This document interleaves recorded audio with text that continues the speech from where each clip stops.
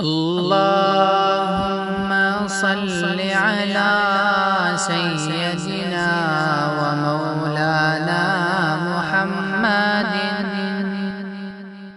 گزشتہ نشست میں آپ نے سیرت طیبہ کے عنوان پر رسول اللہ صلی اللہ علیہ وسلم کے شعب ابی طالب میں محصور ہونے کا قصہ اور اس واقعے کو آپ نے سنا۔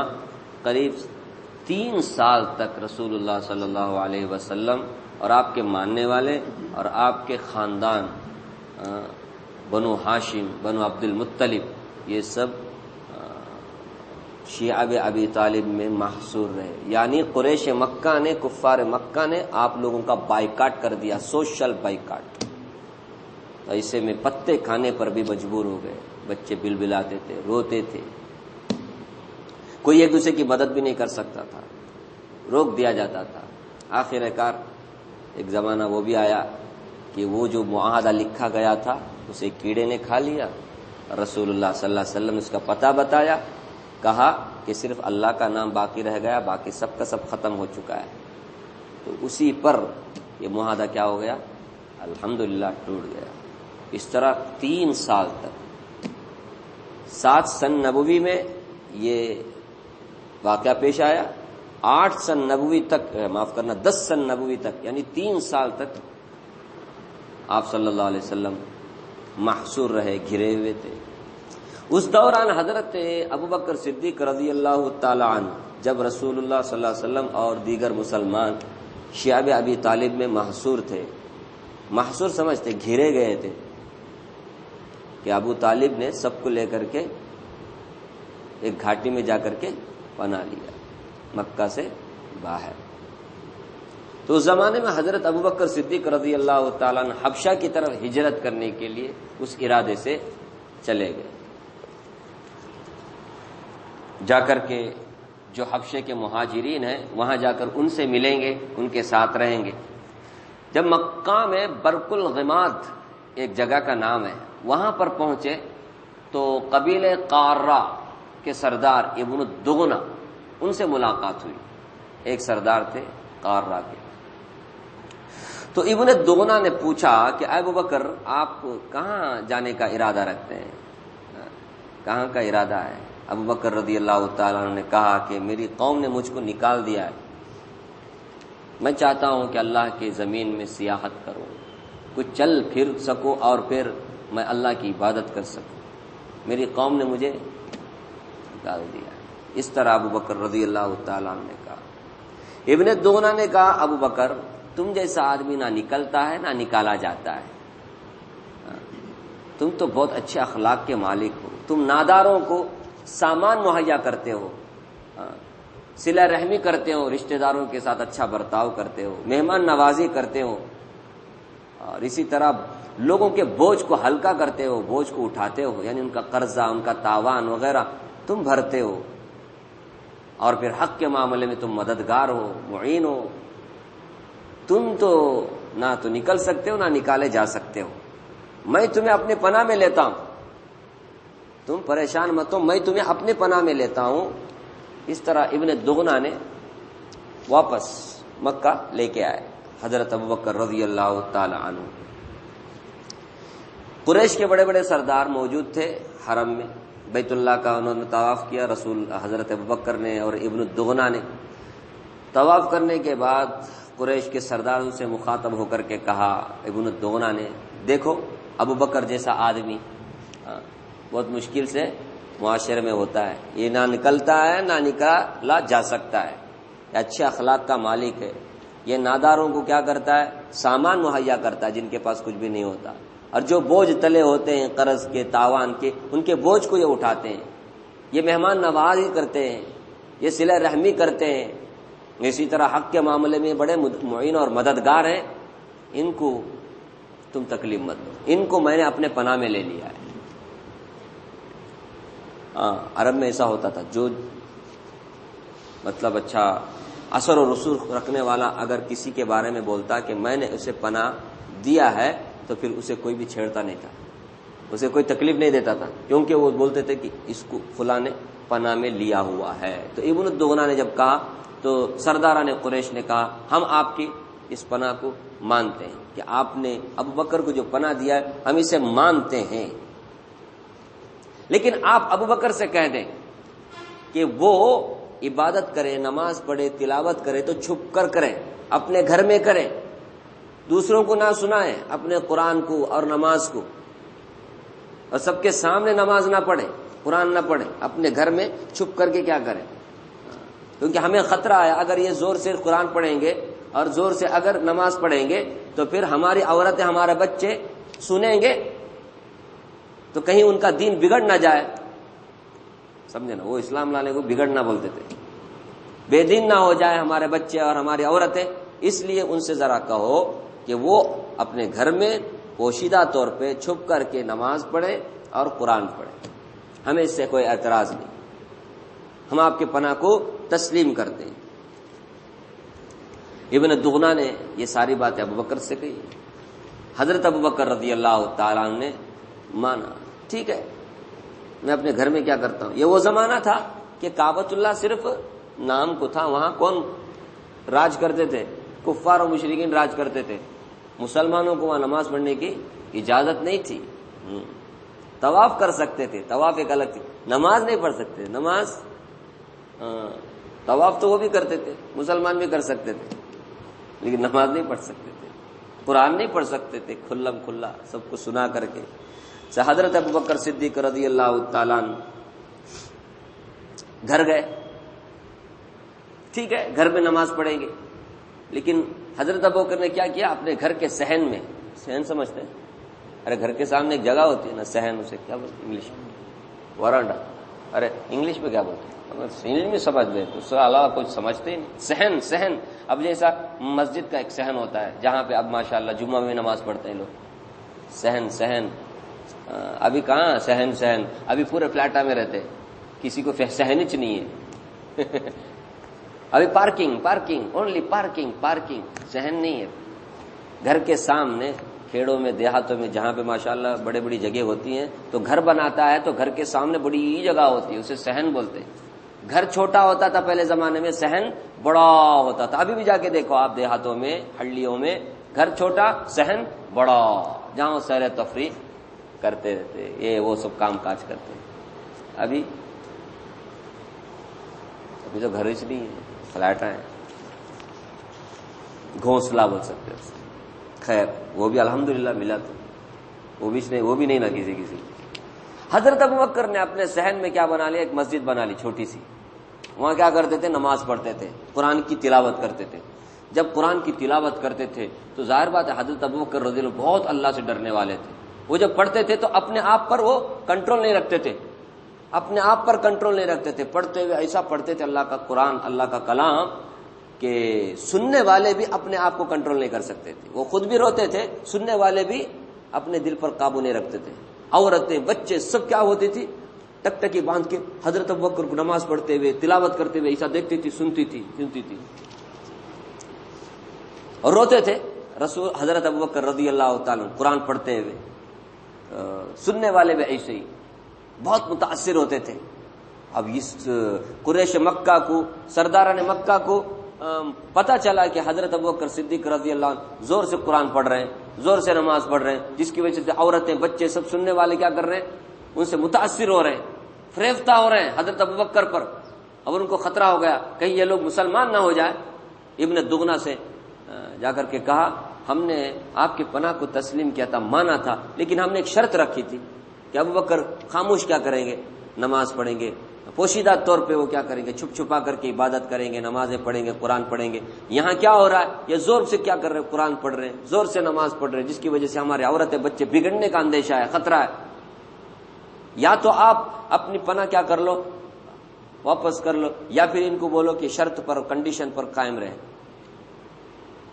ابن دغنا نے یہ ساری باتیں حضرت ابوبکر کے سامنے رکھی۔ حضرت ابوبکر رضی اللہ تعالیٰ نے کہا میں تمہاری پناہ کو کیا کرتا، واپس کرتا ہوں، تمہارے امان کو میں واپس کرتا ہوں، میں اللہ کے پناہ میں آ گیا، مجھے ابھی اللہ کے سوا کسی اور کی پناہ کی ضرورت نہیں، میں اللہ کے امان میں آ گیا، مجھے کسی کے امان کی ضرورت نہیں، مجھے کسی کے پناہ کی ضرورت نہیں۔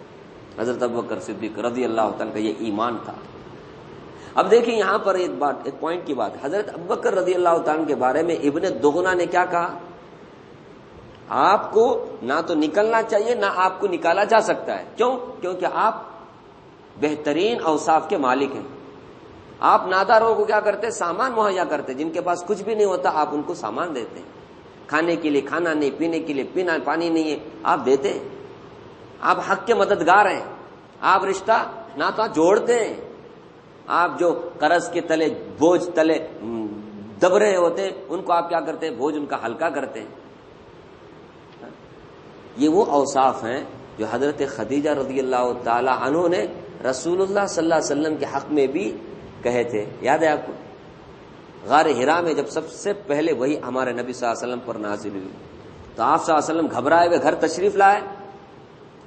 گھبرائے ہوئے تھے تو حضرت خدیجۃ الکبریٰ رضی اللہ تعالی عنہ نے تسلی دی. آپ کیوں گھبراتے ہیں؟ آپ کو اللہ کبھی ذلیل نہیں کرے گا، آپ کو کبھی اللہ تعالی ہلاک نہیں برباد نہیں کرے گا. کیوں؟ آپ تو فلاں فلاں فلاں فلاں اوصاف کے مالک تھے. وہی اوصاف جو اوصاف ابن دغنا نے رسول اللہ حضرت ابوبکر کے لیے گنا ہے. سوچو میچنگ دیکھو کیسی ہو رہی ہے. تو اسی لیے علماء نے کہا مقام نبوت کے ایک دم نزدیک ہے مقام صدیقیت. صدیقیت آپ نے سنا من النبیین والصدیقین والشہداء والصالحین. یہ صالحین چوتھا درجہ، تیسرا درجہ شہداء، سیکنڈ درجہ صدیقیت. مقام صدیقیت جہاں ختم وہاں سے مقام نبوت کا سٹارٹ ہوتا ہے. مقام نبوت سٹارٹ ہوتا ہے. نہیں سمجھے؟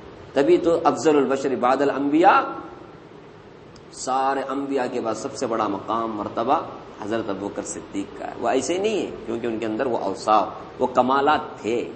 خیر، یہ سن نبوی 10 سن نبوی کا میں آپ کے سامنے قصہ سنا رہا تھا کہ 3 سال تک شیعہ ابی طالب میں مسلمان قید رہے. اس کے بعد 10 سن نبوی میں باہر آئے. یہ بائیکاٹ سب ختم ہو گیا. نکلنے کے چند دن بعد شیعہ ابی طالب سے ابھی نکلے چند دن ہوئے ابو طالب کا انتقال ہو گیا. چچا آپ صلی اللہ علیہ وسلم کی چچا، جنہوں نے بڑی آپ صلی اللہ علیہ وسلم کی مدد کی، بڑا ہیلپ کیا. سر سے لے کر پیر تک کیا تھے؟ وہ حضرت رسول اللہ صلی اللہ علیہ وسلم کے مددگار تھے. ان کا انتقال ہو گیا. اس کے 4-5 دن کے بعد حضرت خدیجۃ الکبریٰ رضی اللہ تعالیٰ عنہ کا بھی انتقال ہو گیا. اس طرح رسول اللہ صلی اللہ علیہ وسلم کو 2 غم ایک ہی سال میں، اور اس سال کو عام الحزن آپ نے کہا، غم کا سال.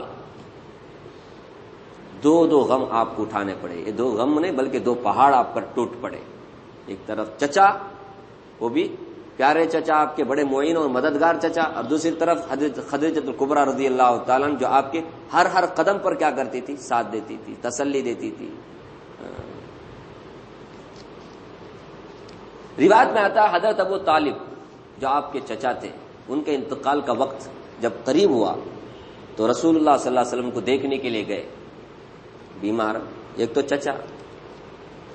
آپ گئے، جا کر کے کہا اپنے چاچا سے. وہاں ابو جہل بھی، عبداللہ ابن ابی امیہ بھی، دونوں بھی تھے. ابو جہل اور عبداللہ ابن ابی امیہ، یہ بھی کافر تھے، مشرک تھے.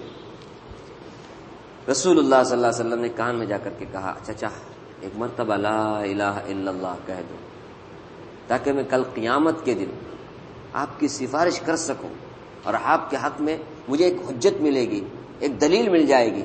اس لیے ایک مرتبہ آپ لا الہ الا اللہ کہو. لا الہ الا اللہ ایک مرتبہ کہہ لو چچا، تاکہ میں آپ کل قیامت کے دن کیا کر سکوں؟ آپ کی سفارش کر سکوں. یہ سننا تھا. ابو جہل اور عبداللہ ابن ابی امیہ نے کہا ابو طالب کیا تم عبد المطلب کے ملت کو چھوڑتے ہو؟ عبد المطلب کے ملت کو تم چھوڑتے ہو؟ ابو طالب نے لا الہ الا اللہ کہنے سے انکار کر دیا.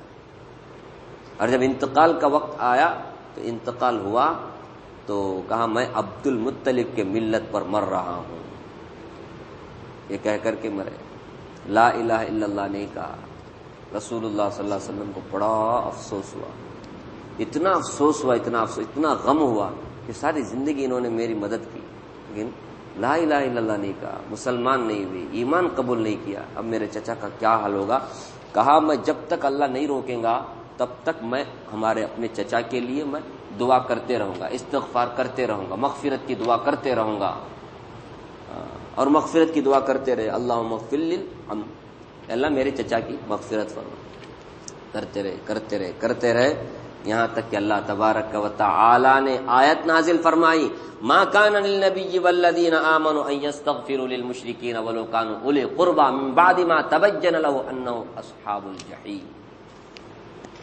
فرمایا کہ نبی کے لیے بھی اور پھر اسی طرح مسلمانوں کے لیے بھی جائز نہیں ہے ان یستغفروا للمشرکین، کہ وہ مشرکوں کے حق میں کیا کریں؟ مغفرت کی دعا کریں، ولو کان اولی قربی، گرچہ وہ رشتہ داری کیوں نہ ہو، ان کے قریبی رشتہ داری کیوں نہ ہو، ان کے لیے مغفرت کی دعا نہیں کر سکتے۔ من بعد ما تبین لهم انهم اصحاب الجحیم، بعد اس کے کہ واضح ہو چکا کہ یہ کفر پر مرے ہیں، شرک پر مرے ہیں، جہنمی ہیں۔ جب شرک پر اور کفر پر مرے ہیں تو ایسے لوگوں کے حق میں مغفرت کی دعا کرنا کسی نبی کے لیے بھی جائز نہیں، مسلمان کے لیے بھی جائز نہیں۔ یہ اللہ تعالیٰ نے آیت نازل فرمائی، آپ صلی اللہ علیہ وسلم پھر خاموش ہو گئے، مغفرت کی دعا کرنا چھوڑ دیا۔ اسی طرح یہ آیت بھی نازل ہوئی، انک لا تہدی من احببت ولکن اللہ یہدی من یشاء، پیغمبر آپ جس کو چاہیں ہدایت نہیں دے سکتے، ہدایت اللہ دیتے ہیں۔ ابو طالب کو ہدایت، آپ کے اندر تمنا تھی، آپ کی خواہش تھی کہ ہدایت ہو جائے، لیکن ہم نہیں چاہتے تھے کہ ان کو ہدایت، اب اس کی حکمت اللہ بہتر جانے۔ لیکن اتنا ہے، یہ ابو طالب صرف نام کے تھے، طلب نہیں تھی۔ طالب کے معنی کیا ہے؟ جب تک آدمی کے اندر طلب نہیں ہوتی اس وقت تک اللہ تبارک و تعالیٰ کیا نہیں کر سکتے؟ سب کچھ ہے لیکن طلب نہیں ہے۔ آج ایسے بہت سارے مشرکین ملیں گے آپ کو جو اسلام کے حق میں بہت بات کرتے ہیں، نہیں ہم خوش ہوتے ہیں، دیکھو دیکھو دیکھو بول کر، لیکن کیا کرنا؟ ہمیں دعا کرنا ہے اللہ انہیں ہدایت دے، ہدایت دے تو یہ سپورٹ کی باتیں کر کے فائدہ کیا ہے؟ کیا فائدہ ہے؟ حضرت عباس رضی اللہ تعالی عنہ فرماتے ہیں کہ میں نے عرض کیا یا رسول اللہ صلی اللہ علیہ وسلم، آپ کے چچا آپ کے کتنے مددگار تھے، آپ کی کتنی انہوں نے مدد کی، آپ کے کتنا کام آئے وہ، کیا آپ کچھ کام آئیں گے اپنے چچا کے؟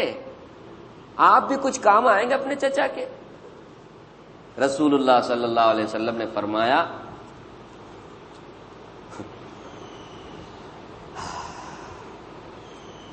میرے چچا کو آگ جو لگے گی ٹخنے تک لگے گی، اس سے اوپر میرے چچا کو آگ نہیں لگے گی۔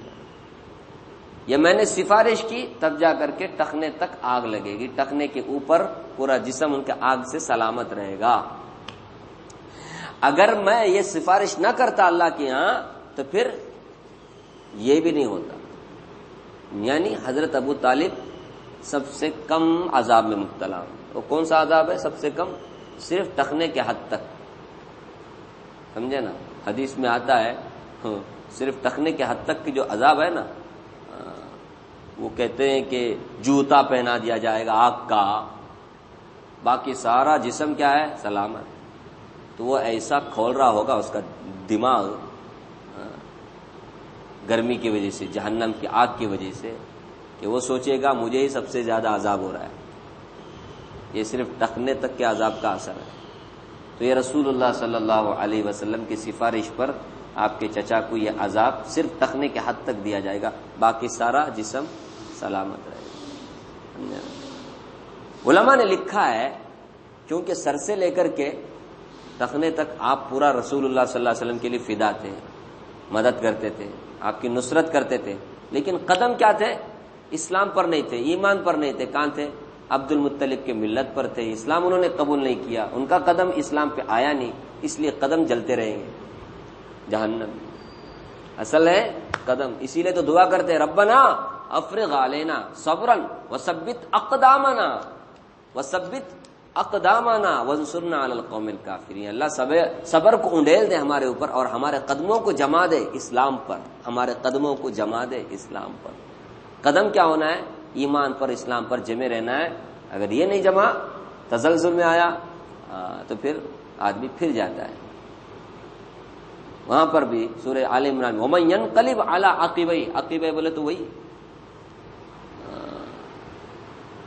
ٹخنے کا ہی معنی ہے.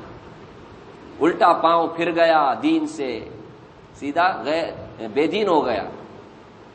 تو یہ ابو طالب کا قصہ تھا جو میں نے آپ کے سامنے رکھا. حضرت ابو طالب مسلمان نہیں. اہل سنت والجماعت کا یہی مسلک ہے کہ ابو طالب کیا نہیں ہوئے؟ مسلمان نہیں ہوئے. انہوں نے کلمہ نہیں پڑھا، وہ جہنم میں جائیں گے، وہ جنت میں نہیں جائیں گے، اور سب سے کم عذاب ہوگا کہ آپ صلی اللہ علیہ وسلم کی سفارش کی وجہ سے، باقی جنت میں نہیں جائیں گے. شیعہ لوگ کیا کرتے ہیں معلوم؟ کیونکہ حضرت علی کے وہ فدا محبت میں، حضرت علی کی محبت کی کیا کہتے ہیں، وہ محبت کا راگ ہمیشہ الاپتے رہتے. وہ بولتے ابو بکر مسلمان نہیں، ابو طالب مسلمان ہے.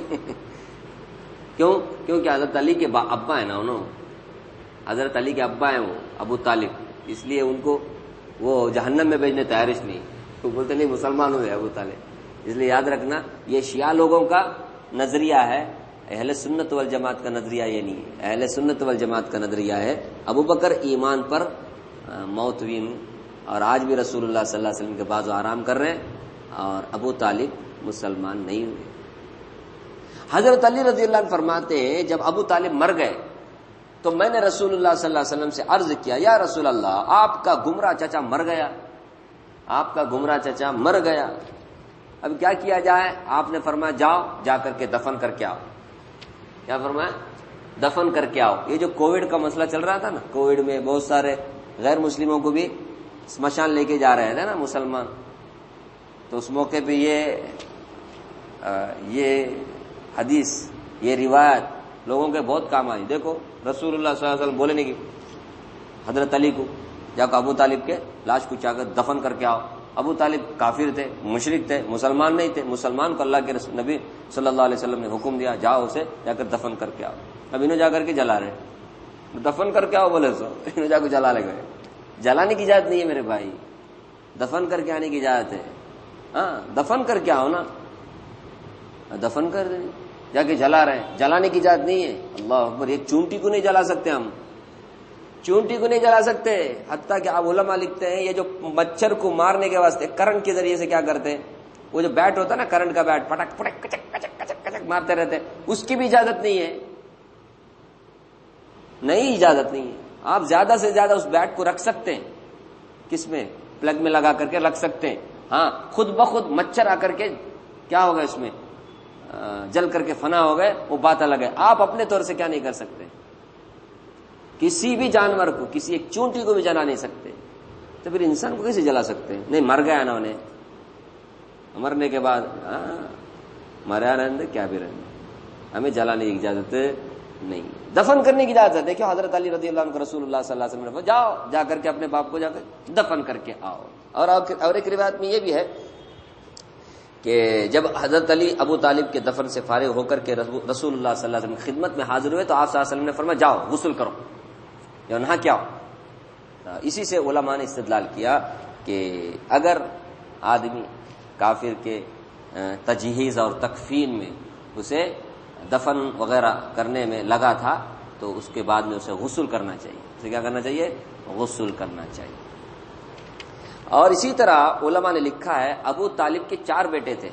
کتنے بیٹے تھے؟ 4 بیٹے تھے. ایک کا نام طالب، ایک کا نام عقیل، ایک کا نام جعفر اور ایک کا نام علی. طالب، عقیل، جعفر، علی. ابو طالب کے میراث میں طالب کو اور عقیل کو حصہ ملا، میراث ملی، حضرت علی کو اور جعفر کو نہیں ملا. کیوں؟ کیونکہ مسلمان کافر سے وارث نہیں بنتا. سمجھے نا؟ ابو طالب کی میراث میں کسی حصہ نہیں تھا، حضرت علی کو، جعفر کو. کیونکہ حضرت علی اور حضرت جعفر رضی اللہ عنہ کا بھی آپ نے قصہ سنا نا، حبشہ کے بادشاہ نجاشی کے سامنے تقریر کرنے والے حضرت علی سے بڑے ہیں، تو وہ مسلمان تھے، حضرت علی بھی مسلمان تھے، جس وجہ سے ابو طالب کے میراث میں ان کو وراثت میں حصہ نہیں ملا.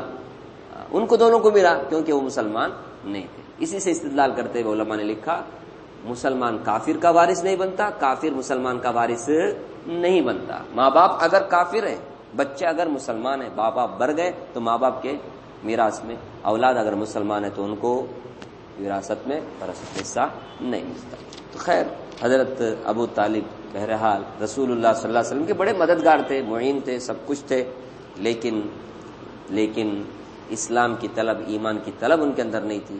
آخر تک رسول اللہ صلی اللہ علیہ وسلم کوشش کرتے رہے، لیکن کیا کرتے، اللہ تبارک و تعالیٰ ہدایت دینے والے، اللہ نے ہدایت نہیں دی۔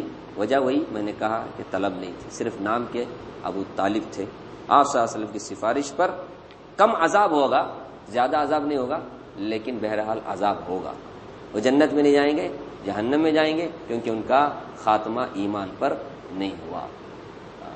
اس لیے ہم سب کو بھی اللہ تبارک و تعالیٰ کا کرم، احسان سمجھنا چاہیے۔ اللہ کے یہاں کس رشتہ داری بولنے کی چیز نہیں، اللہ کے یہاں رشتہ داری، انہیں میرا رشتہ داری، انہیں میرا قریب، انہیں میرا دور، ایسا کچھ نہیں۔ جو ایمان والا ہے وہ ہمارا اللہ تعالیٰ کا کیا ہے، جو ایمان والا نہیں ہے وہ اللہ کا نہیں ہے۔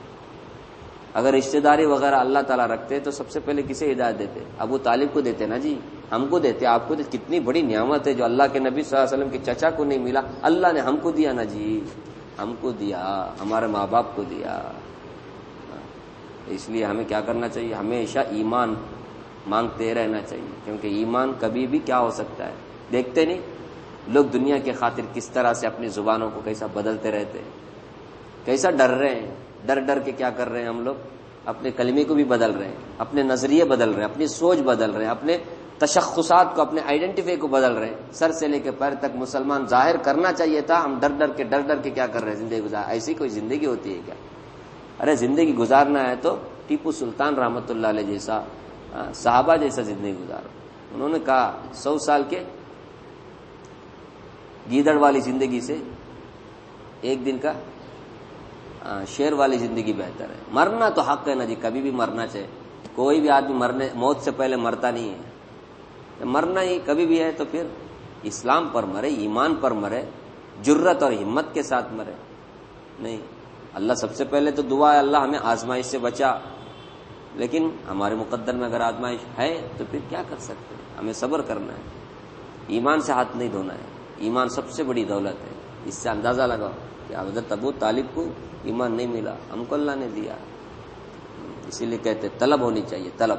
اللہ مجھے بھی آپ کو بھی مرتے دم تک ایمان اور اسلام پر قائم رکھے، جب خاتمے کا وقت ہے اللہ ہمارا بھی، ہمارے اولاد در اولاد کا خاتمہ ایمان پر، سنت پر فرمائے، آمین۔ سبحان اللہ وبحمدہ، سبحانک اللہم وبحمدک، ونشہد ان لا الہ الا انت، نستغفرک ونتوب الیک۔ سبحان ربک، ونشہد ان لا الہ الا انت، نستغفرک ونتوب الیک۔